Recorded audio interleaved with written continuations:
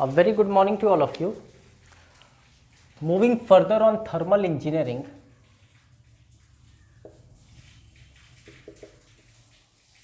आज हम लोग काइनेटिक थ्योरी ऑफ गैसेस देखेंगे।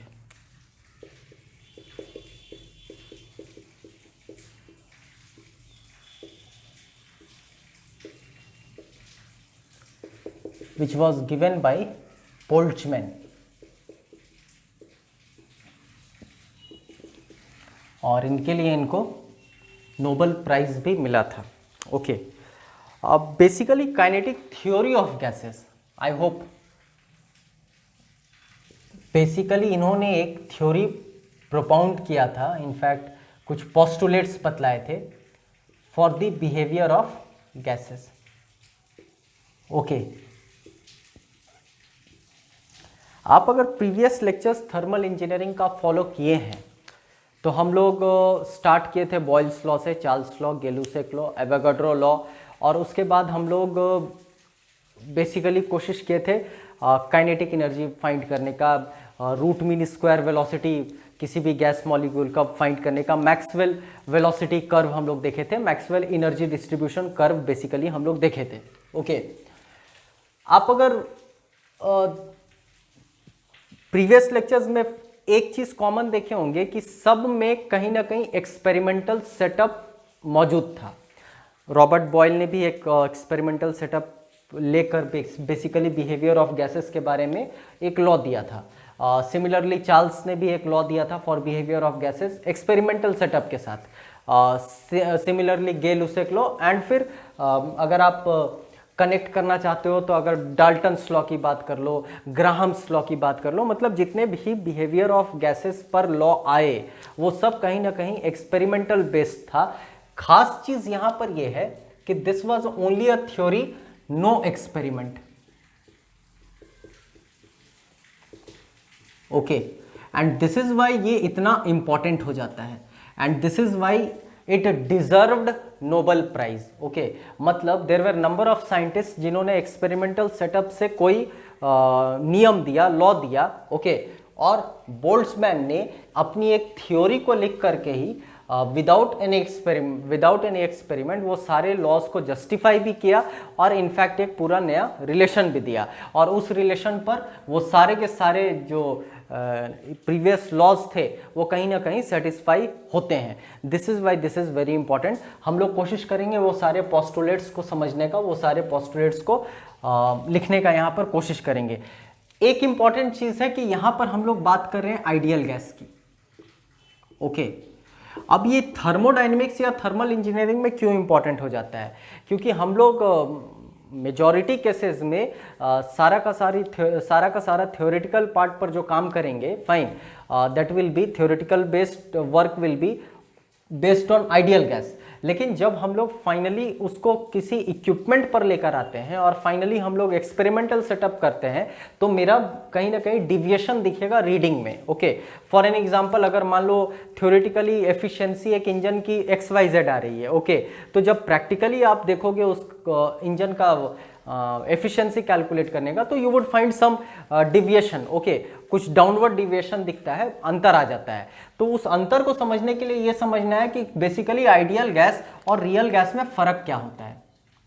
ओके, हम लोग इससे पहले यूनिवर्सल गैस कांस्टेंट पढ़े हैं, हम लोग उससे पहले यूनिवर्सल गैस इक्वेशन पढ़े हैं जिसमें PV इक्वल टू nRT होता है, जिसमें PV इक्वल टू mRT भी होता है। आई होप आपको ये आर और ये आर के बीच में फर्क समझ में आ रहा होगा, हम लोग इस पर बात कर चुके हैं। ओके, खैर, अब हम लोग का एजेंडा होगा रियल गैस को समझना, आइडियल गैस से अलग रियल गैस कैसे होता है। तो for that we are just trying to create a platform कि पहले आप behaviour of gas, kinetic theory of gases के अकॉर्डिंग समझ लो। ओके, उसके बाद हम लोग कोशिश करेंगे अपने यूनिवर्सल गैस इक्वेशन में करेक्शन लाने का और उसको फिर रियल गैस इक्वेशन या फिर van der Waals gas equation तक पहुंचने का कोशिश करेंगे। ओके, अच्छा, एग्जामिनेशन पॉइंट ऑफ व्यू से you would find multiple choice questions, I mean number of multiple choice questions from this topic. Okay, आप अगर इसरो का पेपर ले लो, DRDO का पेपर ले लो, कोल इंडिया का पेपर ले लो, okay, you would find questions from this particular topic directly. Okay, so for that reason also it becomes very important. SSC JE ले लो, आप आईएएस का एक पेपर को ले लो, तो आपको कहीं ना कहीं इस तरह का सवाल दिखेगा। ओके, तो kinetic theory of gases basically था क्या, तो it was a bit a kind of postulate to describe the behaviour of gases. Okay, पहला पोस्टुलेट ये था कि gas particle basically you may say gas consists of tiny particles. Okay, the first postulate was gas consists of tiny particles. This is very important to understand, known as molecules. Okay, I hope it is very simple even कि gas basically किस चीज़ से बनता है, तो वो tiny particle से बनता है, जिसको हम लोग मॉलिक्यूल्स कहते हैं। इंपॉर्टेंट ये है कि they are always in a rapid motion. Okay, आपको ये ध्यान रखना है, they are always in a rapid random motion. Okay, random, इधर उधर भागता रहता है। Okay, so this is very important. Then अब जब हम लोग पढ़ेंगे बेसिकली कि आइडियल गैस और रियल गैस में फ़र्क क्या होता है, this point becomes very important कि there is a large empty space between molecules known as void. There is a large empty space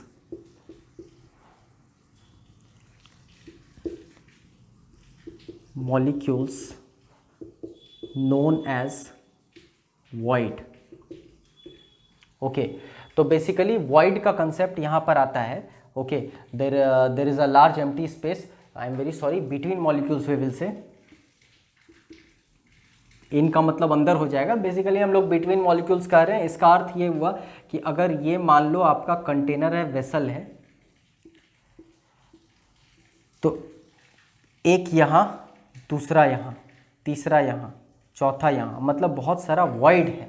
okay, बहुत सारा बीच में कहीं ना कहीं यू में से स्पेस है, एम्प्टी स्पेस है। ओके, मतलब गैस मॉलिक्यूल्स का अगर हम लोग ओवरऑल वॉल्यूम ले लें, यू में से वॉल्यूम ऑफ गैस मॉलिक्यूल, ये बेसिकली टेंड्स टू जीरो होता है। ओके, मतलब अगर हम लोग इस इक्वेशन से कोशिश करें समझने का, volume of gas molecules plus volume of voids is equal to volume of matter. देखो आप, ये गैस पर ही नहीं, ये किसी भी मॉलिक्यूल पर I mean to say justify होता है। जैसे मान लो अगर एक चौक, ओके, एक पेन, आई मीन आप चौक के ऊपर अगर पानी डालते हो तो you see after some time कि वो पानी पूरी तरह से एब्जॉर्ब कर लिया वो चौक ने, मतलब वो पानी के मॉलिक्यूल्स कहीं ना कहीं उस स्थान पर चले गए जहाँ पर वो चौक का मॉलिक्यूल्स नहीं था, मतलब कहीं ना कहीं उसमें वॉइड्स थे, कहीं ना कहीं उसमें एम्प्टी स्पेस था जहाँ पर वो पानी का मॉलिक्यूल सेट हो गया। तो अब अगर आप एक चौक को अगर इस तरह से बनाकर देखते हो, okay, this is a Chowk, let us suppose, पहले इसमें चौक था, हमने इस पर पानी डाला, वो पानी भी इसके अंदर भीतर चला गया, तो इस मैटर का वॉल्यूम अगर हम लिखना चाहें तो that will be equal to volume of voids and plus volume of, कह सकते हो, चौक मॉलिक्यूल्स। मतलब चौक मॉलिक्यूल्स के साथ साथ जो एम्प्टी स्पेस है उन दोनों को आप जोड़ दोगे तभी तो आप उस मैटर का कह सकते हो वॉल्यूम निकालने में सक्षम रहोगे। फाइन, तो यहाँ पर अगर हम लोग स्पेसिफिकली गैस मॉलिक्यूल्स के बारे में बात करें, ओके, और गैस मॉलिक्यूल्स करीब करीब जीरो होता है, मतलब इस कमरे में अगर हम लोग बात करें, इस क्लासरूम में अगर हम लोग बात करें, तो इस क्लासरूम का अगर ये पूरा मैटर हम लोग मान लें तो इसका एक वॉल्यूम होगा, लेकिन इस वॉल्यूम में गैस का मॉलिक्यूल टेंड्स टू जीरो होगा। जो भी मॉलिक्यूल है वो एम्प्टी स्पेस का है, ओके, वो वॉइड्स का है। मतलब अगर ये जीरो अज्यूम कर लेते हो तो volume of voids is equal to volume of matter. I hope आपको ये अब क्लियर हो रहा होगा कि कैसे आइडियल और रियल गैस में फर्क आता है। ओके क्योंकि हम लोग यहाँ पर आइडियल बिहेवियर के बारे में बात कर रहे हैं और आइडियल बिहेवियर में हमेशा कुछ अजम्पशंस होते हैं, इसमें हम और आप कुछ नहीं कर सकते हैं। अजम्पशंस होते हैं तो अज्यूम कर लिया गया volume of gas molecules will be zero, जो खास बात जीरो एग्जैक्टली होगा नहीं। कैसे हम लोग अज्यूम करते थे मैकेनिक्स में कि फ्रिक्शनलेस सरफेस होगा, फ्रिक्शनलेस सरफेस होता नहीं है। कैसे हम लोग फ्लूइड मैकेनिक्स में नंबर ऑफ अजम्पशंस लेते हैं, ओके हम लोग I mean there are number of assumptions जो फ्लूइड मैकेनिक्स में लिया जाता है, मैकेनिक्स ऑफ सॉलिड में लिया जाता है, इंजीनियरिंग मैकेनिक्स में लिया जाता है, लेकिन वो सारे अजम्पशंस बेसिकली कह सकते हो रियलिटी में नहीं होते हैं। तो हम लोग यहाँ पर गैस पर भी उसी माफिक बात कर रहे हैं, उसी तरीके से बात कर रहे हैं कि कहीं ना कहीं आइडियलिटी के लिए ये सारा अज्यूम किया जा रहा है, रियलिटी में ऐसा नहीं होता है। और वो फर्क कहीं ना कहीं आपको वो डिविएशन इन जो फिगर्स आएगा वो उससे आप कनेक्ट कर सकते हो। ओके तो we can say that volume of gas is equal to volume of in void, मतलब वॉल्यूम ऑफ गैस मॉलिक्यूल्स को अगर जीरो मान लेते हो तो volume of voids is equal to volume of matter. I hope it is very clear to all of you till now. Okay एक और बड़ा इंपॉर्टेंट अजम्पशन जो कहीं ना कहीं आइडियलिटी और रियलिटी के बीच में फर्क ला देता है, we can say that there is no intermolecular forces of attraction. अब आप बोलोगे सर एग्जैक्टली ऐसा तो होता नहीं है, I agree with you all, लेकिन we are talking about kinetic theory of gases और काइनेटिक थ्योरी ऑफ गैसेज में ऐसा माना गया था कि there are no intermolecular force of attraction rather repulsion. मतलब ना तो अट्रैक्टिव फोर्सेस डोमिनेट करेगी ना तो रिपल्सिव फोर्सेस डोमिनेट करेगी। और जब हम लोग रियल गैस इक्वेशन पर आएंगे तो हम लोग देखेंगे कि इस पॉइंट को हम लोग वहां पर लेकर चलेंगे और अट्रैक्टिव फोर्सेस और रिपल्सिव फोर्सेस को कहीं ना कहीं डोमिनेट करवाया जाएगा। Okay I hope till now things are very clear. एक और बड़ा इंपॉर्टेंट पोस्टुलेट यहां पर है कि gas molecules always travel in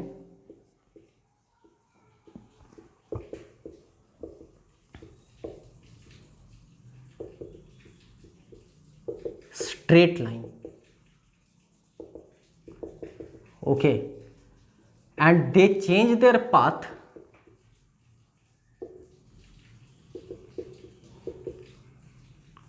after collision, and collisions are perfectly elastic। अब ये इलास्टिक का मतलब आई होप आप समझ रहे होंगे, जैसे ये इस तरह से कॉलिजन हुआ, आपको कुछ साउंड मिला, ओके मतलब कहीं ना कहीं एनर्जी का ट्रांसफॉर्मेशन हुआ, कहीं एनर्जी लूज किया गया, तभी तो वो साउंड एनर्जी के रूप में निकला।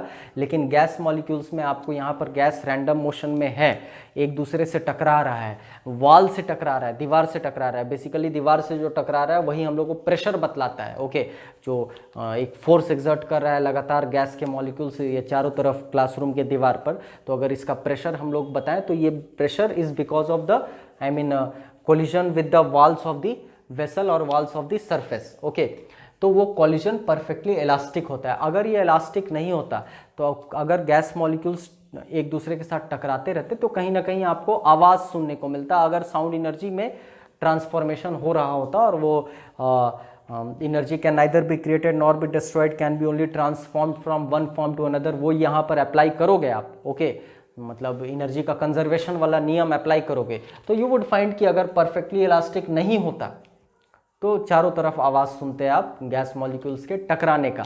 लेकिन काइनेटिक थ्योरी ऑफ गैस कहता है कि collisions are perfectly elastic. I hope till now things are very clear, just have a look on it.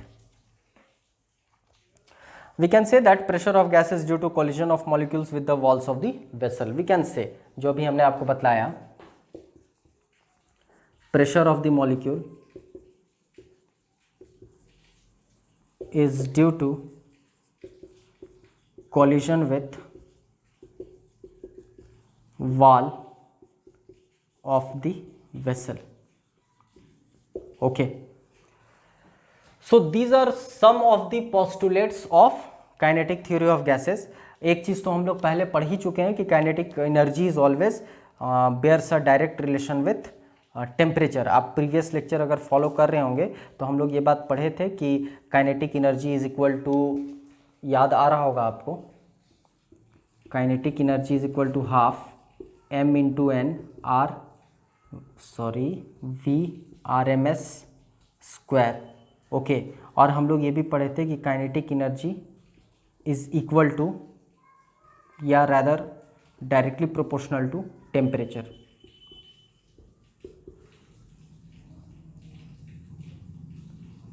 Okay, ये हम लोग पहले पढ़ चुके हैं। तो basically kinetic theory of gases के ये सारे पोस्टुलेट्स हैं। You would in fact see one more point I would like to share with you all कि we don't have effect of gravity, no effect of gravity in a closed system. Closed system में effect of gravity नहीं होता है in case of gas. This is also a part of your kinetic theory of gases. Take a look, फिर हम लोग आगे बढ़ेंगे। Okay,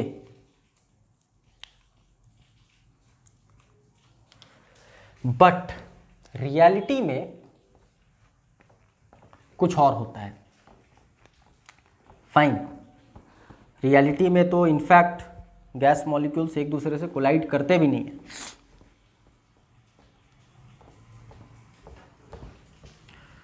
nothing to worry, पहले हम लोग काइनेटिक इक्वेशन देख लें और कैसे वो सारे नियम को जस्टिफाई करता है वो देख लें।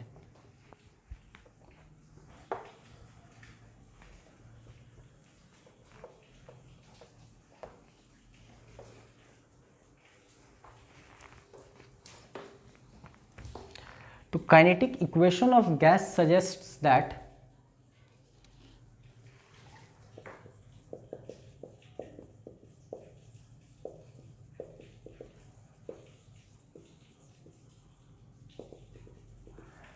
okay, kinetic equation of gas suggests that PV is equal to 1 by 3 mn VRMS square।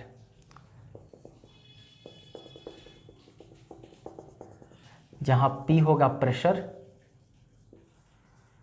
V is the volume, m is the mass of one molecule, n is the number of molecules। I hope VRMS पहले हम लोग बात कर चुके हैं, root mean square velocity. Have a look. Okay,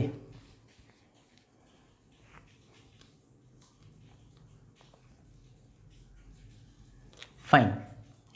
अब आप बोलोगे सर ये यूनिवर्सल गैस इक्वेशन को कैसे जस्टिफाई करता है। अब अगर यूनिवर्सल गैस इक्वेशन को ये जस्टिफाई करेगा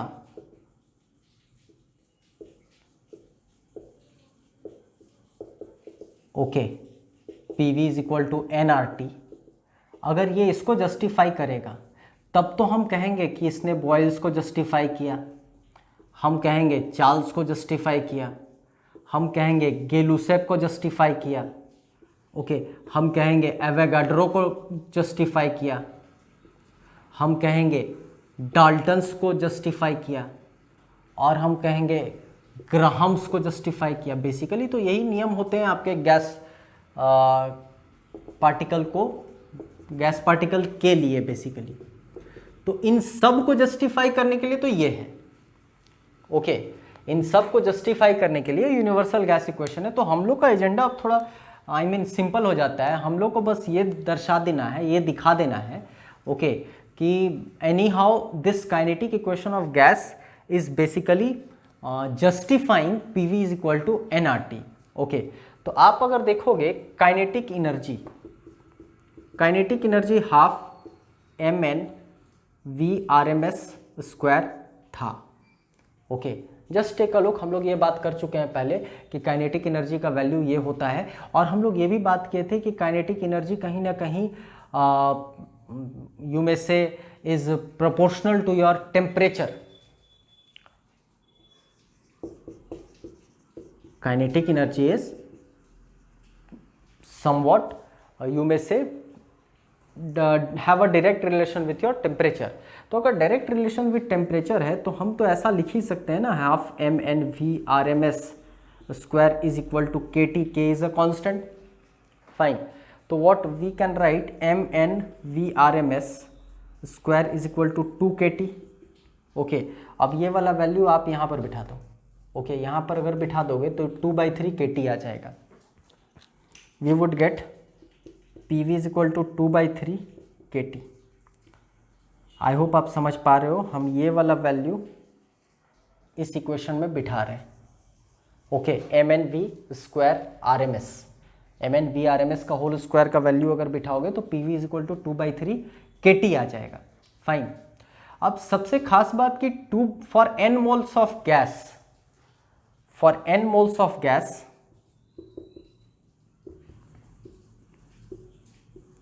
this 2/3 K is equal to n times R. Okay, ये वाला तो आपको जस्टिफाई होता हुआ दिख रहा है. P V is equal to N R T, और once P V is equal to N R T justify हो गया, हेंस हम लोग ये कह सकते हैं कि काइनेटिक थ्योरी ऑफ गैस ने जितने भी गैस लॉज थे, आइदर वो बॉयल्स लॉ हो जाए, चार्ल्स लॉ हो जाए, गेलुसिक लॉ हो जाए, या एवोगाड्रो या फिर डाल्टन्स या ग्राहम, ओके, सबको कहीं ना कहीं वो सेटिस्फाई करता है. Just take a look. हम लोग आगे बढ़ेंगे फिर. Fine.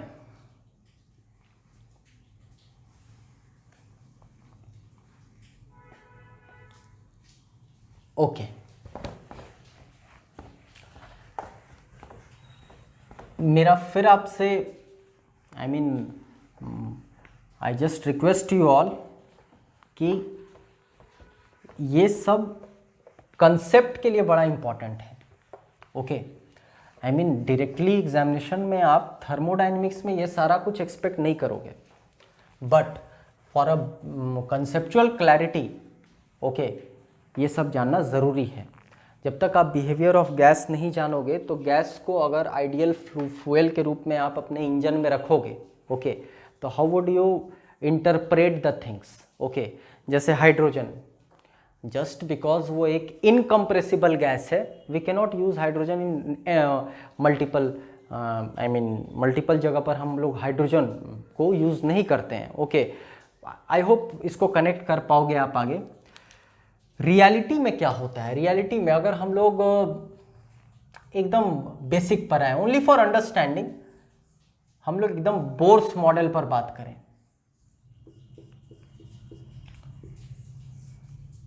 I hope Bohr's model याद आ रहा होगा आपको. ओके, एटॉमिक स्ट्रक्चर का बोर्स मॉडल, और कुछ एग्जाम्पल के तौर पर ये ले लें.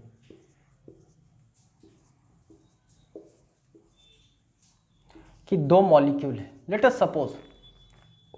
ओके, आई होप यहाँ पॉजिटिव चार्ज है, यहाँ पॉजिटिव चार्ज है, ये नेगेटिव चार्ज है, ये नेगेटिव चार्ज है. आपके काइनेटिक थ्योरी ऑफ गैसेस ने तो ऐसा बतला दिया कि कहीं ना कहीं अट्रैक्टिव फोर्सेस और रिपल्सिव फोर्सेस नहीं होंगे, लेकिन आपको यहाँ पर दुनिया भर का फोर्स दिख रहा होगा. ये पॉजिटिव पॉजिटिव एक दूसरे को रिपेल कर रहा होगा, ये नेगेटिव नेगेटिव एक दूसरे को रिपेल कर रहा होगा, ये नेगेटिव ये पॉजिटिव आपस में अट्रैक्ट कर रहा होगा, ये नेगेटिव ये पॉजिटिव आपस में अट्रैक्ट कर रहा होगा. मतलब कहीं ना कहीं अट्रैक्टिव फोर्सेज और रिपल्सिव फोर्सेज प्रिवेल करते हैं. ओके, जो एक बहुत इंपॉर्टेंट एस्पेक्ट बनता है आइडियलिटी और रियलिटी के डिफरेंस को देखते हुए. ओके, मतलब there is a force of repulsion as well as force of attraction. अब इम्पॉर्टेंट एक कह सकते हो एक बड़ा इम्पॉर्टेंट यू में से there is a postulate, in fact कह सकते हो it is a hypothesis. Okay, कि attractive forces always dominates when molecules are at large distance. I would like write this. हमेशा ये बात आप याद रखना, अट्रैक्टिव फोर्सेस डोमिनेट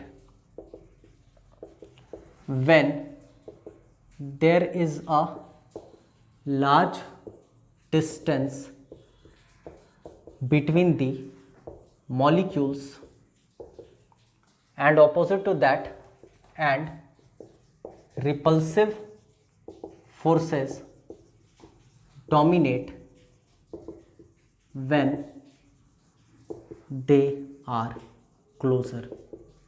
ये याद रखना होगा, तभी हम लोग समझ पाएंगे बेसिकली कि आइडियल गैस और रियल गैस में फ़र्क क्या होता है. Just take a look. Okay, मतलब अगर यहाँ एक मॉलिक्यूल है, यहाँ एक मॉलिक्यूल है, दोनों के बीच में बहुत डिस्टेंस है, तो कहीं ना कहीं अट्रैक्शन होगा.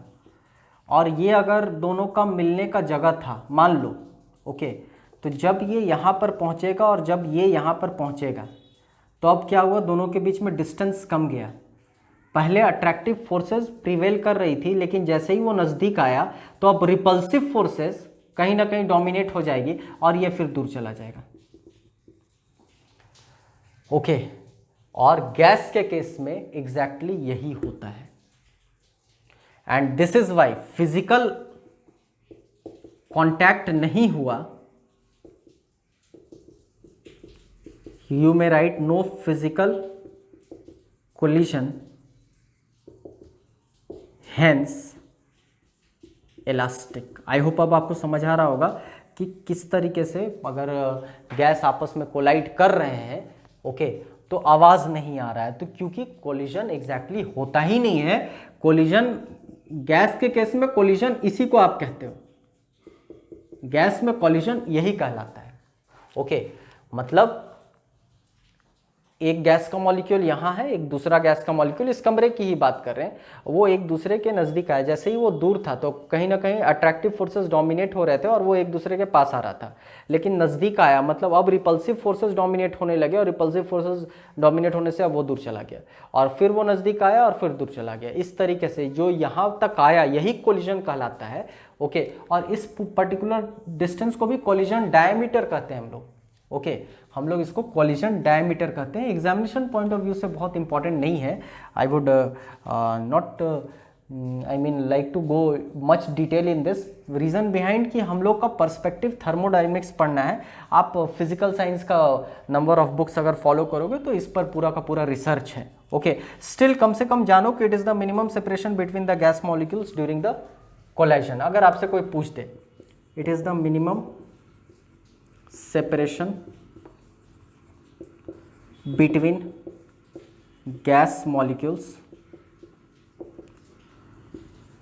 at the time of collision. Okay, just have a look. इसको डिनोट किया जाता है सिग्मा से. This is sigma. This is the minimum I mean separation between gas molecules, जिसको हम लोग कोलिजन डायमीटर कहते हैं. जानो एटलीस्ट, यू नेवर नो कि एग्जामिनेशन में कब क्या पूछ दिया जाए. This is the collision diameter. Okay,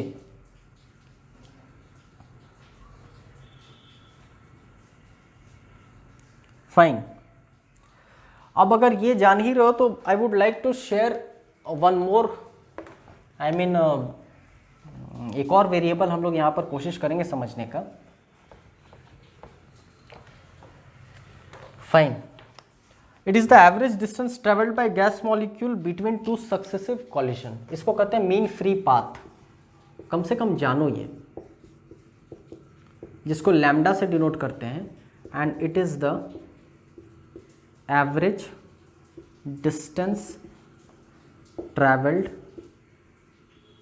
between two collisions. I hope समझ में आ रहा होगा आपको. ये यहाँ से यहाँ गैस मॉलिक्यूल गया, कोलाइड कर गया, फिर यहाँ गया. ओके, तो एवरेज जो डिस्टेंस वो ट्रैवल करता है यहाँ से यहाँ, एवरेज की बात हो रही है, या यहाँ से यहाँ. ओके, तो जो एवरेज डिस्टेंस ट्रैवल करता है वो उसको हम लोग लैम्डा से डिनोट करते हैं. And this is also equal to 1/√2π sigma square n. Question का लेवल आजकल बहुत हाई होता जा रहा है, and for that reason just ये कम से कम जानना है.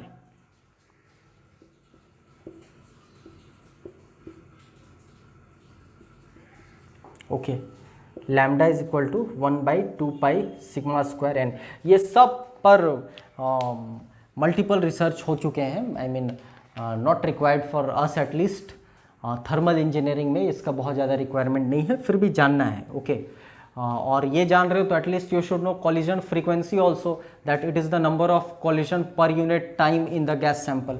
ओके मतलब एक निर्धारित समय में कितनी बार कॉलिजन होता है, तो उसको हम लोग कॉलिजन फ्रीक्वेंसी कहते हैं, जिसको डिनोट Z से करते हैं, और वो pi sigma square N,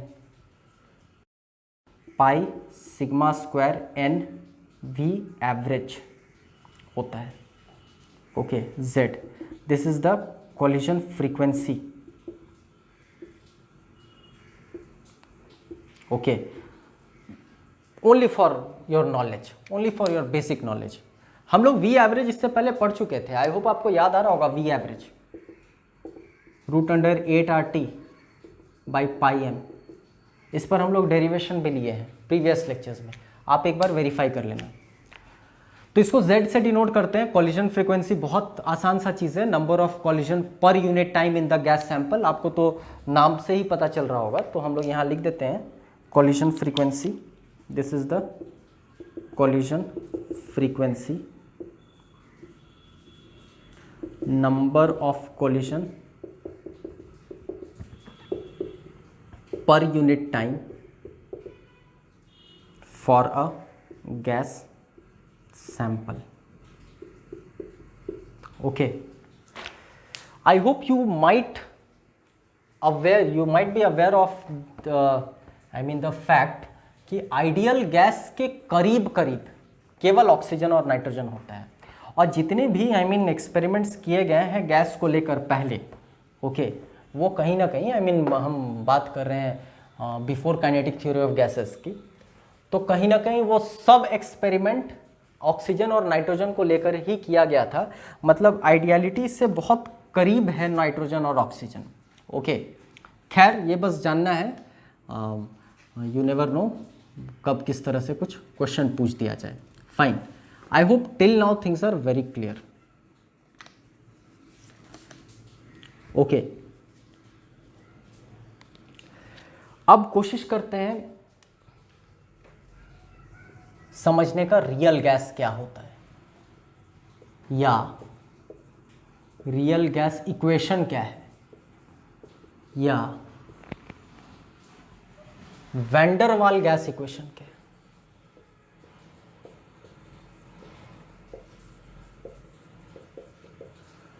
fine, हम लोग इससे पहले तो पढ़ चुके हैं यूनिवर्सल गैस इक्वेशन,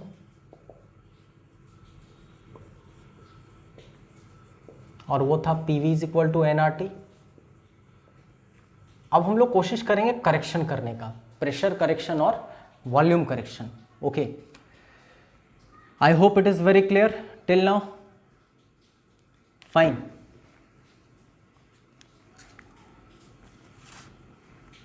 ओके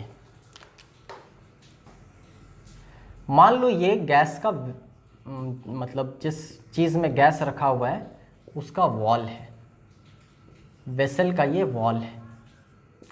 हम लोग अभी बात किए कि गैस मॉलिक्यूल्स जो इससे कोलाइड करता है, फाइन, वही बेसिकली प्रेशर एग्जर्ट करता है। प्रेशर बेसिकली उसी के वजह से। अज्यूम कर लो ये सब गैस के मॉलिक्यूल्स हैं, फाइन, और कहीं ना कहीं ये इसके साथ टकरा रहा है। फाइन, जो हम लोग मेजर करते हैं, जो हम लोग P मेजर करते हैं, फाइन, मतलब pressure of gas basically measured pressure होता है, जो हम लोग बाहर से प्रेशर मेजर करते हैं।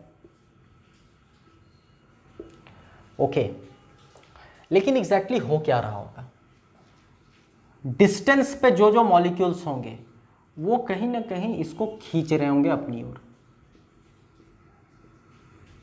फाइन, हम लोग बस प्रेशर पर अभी कॉन्सेंट्रेट कर रहे हैं। जितने मॉलिक्यूल्स उससे डिस्टेंस पर होंगे वो कहीं ना कहीं इसको अपनी ओर खींच रहे होंगे, और अपनी ओर खींच रहे होंगे तो ये जिस प्रेशर से, जिस फोर्स से इसको इसके साथ टकराना चाहिए था, कहीं ना कहीं उससे कम टकरा रहा है। आई होप आप समझ पा रहे हैं ये चीज़।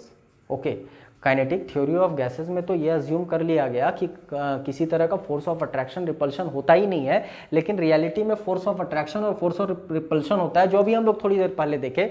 और हम लोग ये बात किए कि जो डिस्टेंस पे मॉलिक्यूल्स होते हैं, जब डिस्टेंस पे मॉलिक्यूल्स होते हैं तो अट्रैक्टिव फोर्सेस डोमिनेट करता है, तो यहाँ पर अट्रैक्टिव फोर्सेस डोमिनेट कर रहा होगा और वो कहीं ना कहीं इसको खींच रहा होगा। मतलब जिस बल से, जिस फोर्स से ये टकरा रहा था इस पर, उससे कहीं कम टकरा रहा होगा। I hope it is very clear to all of you. मतलब जितना, अगर ये सब नहीं होते, अगर हम लोग आइडियल बिहेवियर मान लेते हैं और करें किसी तरह का कोई फोर्स ऑफ अट्रैक्शन नहीं है, मतलब ये यहाँ पर टकराया, जो मेजर्ड प्रेशर आया वो independent of effect of these, लेकिन हमको यहाँ पर मेजर्ड प्रेशर जो मिल रहा है उसमें खास चीज ये है कि ये इसको कहीं ना कहीं खींच रहा होगा। मतलब जिस फोर्स से ये टकरा रहा है उससे कहीं ना कहीं ज्यादा होगा। मतलब प्रेशर करेक्शन अगर हम लोग करना चाहें, फाइन, तो आपको दिखेगा मेजर्ड प्रेशर में we have to add something. पहले तो ये समझना इंपॉर्टेंट है। आप पेपर उठाकर देखो, इसरो का पेपर में ये सवाल पूछा गया है।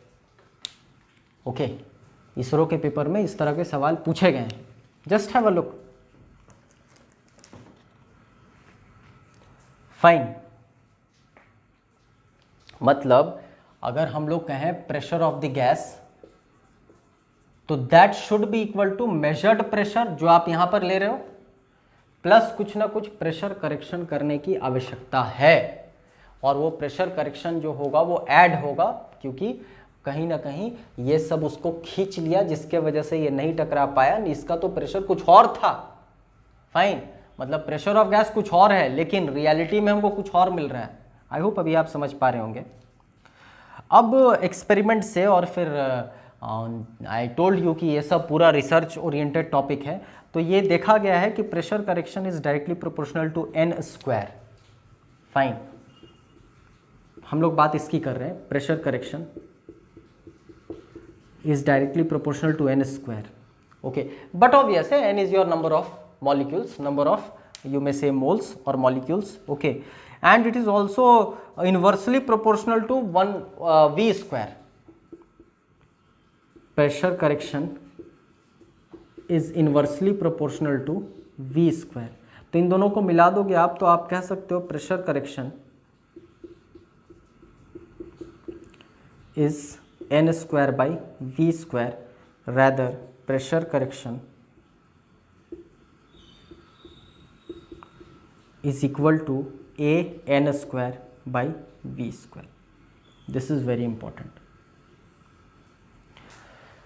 Okay, आप पेपर उठाकर देखो, multiple choice question oriented exams अगर देखोगे तो ये a, अच्छा ये है क्या, तो वैन डर वाल कांस्टेंट। फाइन, हर एक गैस के लिए ये अलग होता है। ओके, तो अगर a का यूनिट पूछ दिया जाए तो जरा देखो आप, प्रेशर करेक्शन हम कर रहे हैं, मतलब इस ये प्रेशर जिस यूनिट में रहता है उसी यूनिट में ये होगा। तो अगर ये एटीएम तो ये भी एटीएम, बट ऑब्वियस है आप प्रेशर के नंबर ऑफ यूनिट्स होते हैं, पास्कल होता है, ओके, न्यूटन पर मीटर स्क्वायर होता है, व्हाट्सोएवर। ओके, तो आप उसमें भी इसको बदल सकते हो। लेकिन अगर हम लोग एटमॉस्फेरिक मान लें तो ये कहीं ना कहीं एटीएम होना चाहिए, should be equal to ATM. तो A is equal to ATM into litre square by mole square. इस तरह का क्वेश्चन एग्जाम में पूछा जा चुका है। Unit of A, van der वाल कांस्टेंट का यूनिट क्या होता है, मतलब बेसिकली प्रेशर करेक्शन की बात हो रही है। Okay, just take a look. Fine,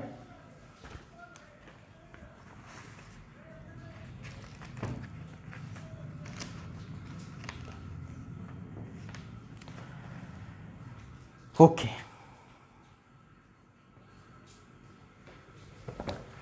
थोड़ी देर पहले हम लोग बात किए थे, जब काइनेटिक थ्योरी ऑफ गैसेस देख रहे थे, कि volume of gas is equal to volume of void.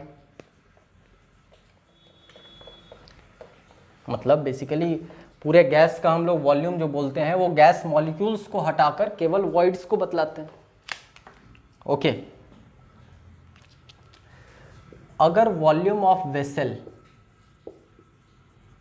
को हम लोग V मान लें, फाइन, और हम लोग जान रहे हैं वॉल्यूम ऑफ गैस बेसिकली क्या होता है, वॉल्यूम ऑफ वॉइड होता है। क्यों? क्योंकि वॉल्यूम ऑफ गैस मॉलिक्यूल वो तो कुछ है ही नहीं।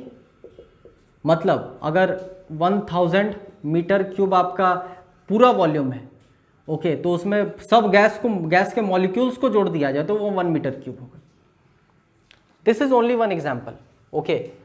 इनफैक्ट उतना भी नहीं होगा, ओके, तो यू मे इग्नोर दैट, और इग्नोर दैट तो हम लोग ये मान सकते हैं कि वॉल्यूम ऑफ गैस तो बेसिकली वॉल्यूम ऑफ वॉइड के बराबर होता है।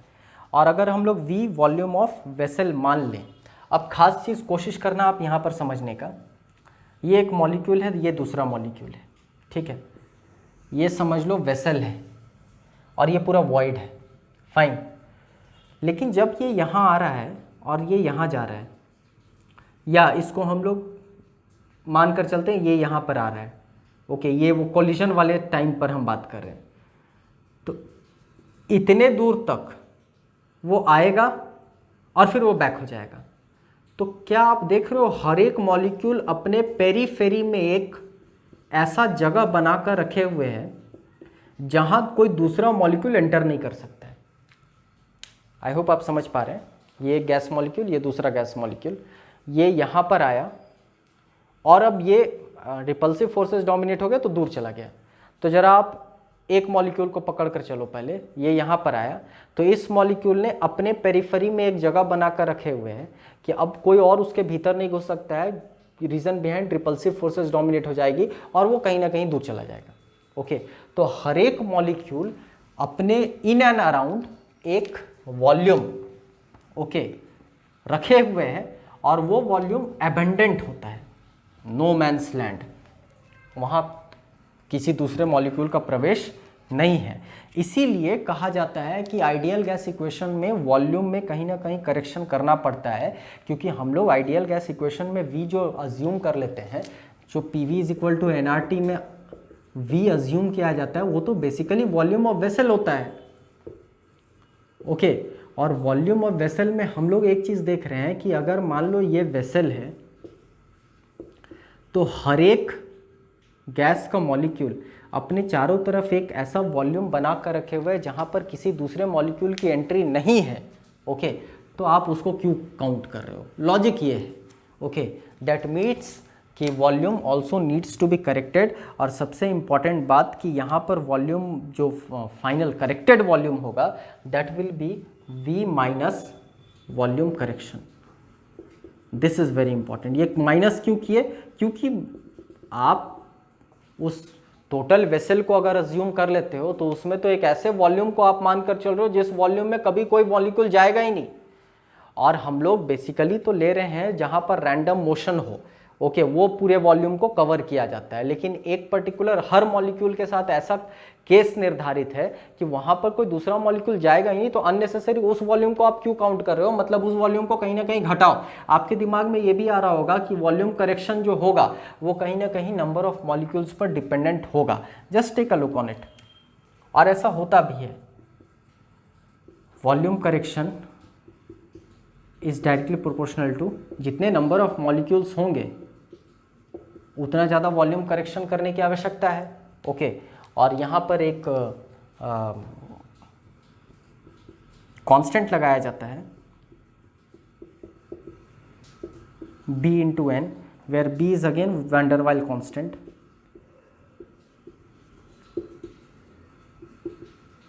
Okay, fine. आप समझ पा रहे होंगे। अगर B का यूनिट पूछ दिया जाए तो NB अगर लीटर के में है तो B = लीटर पर मोल, N तो मोल्स में है, ओके। तो ये भी आपका एक कह सकते हो प्रोमिनेंट सवाल बनता है एग्जामिनेशन पॉइंट ऑफ व्यू से।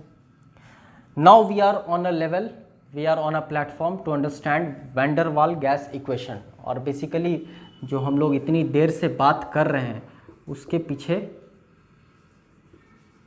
यही इक्वेशन समझना है।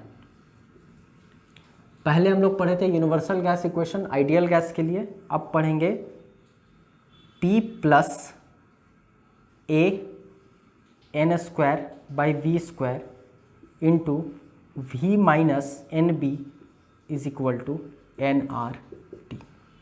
Just take a look. This is very important. This is your van der Waal gas equation. Okay.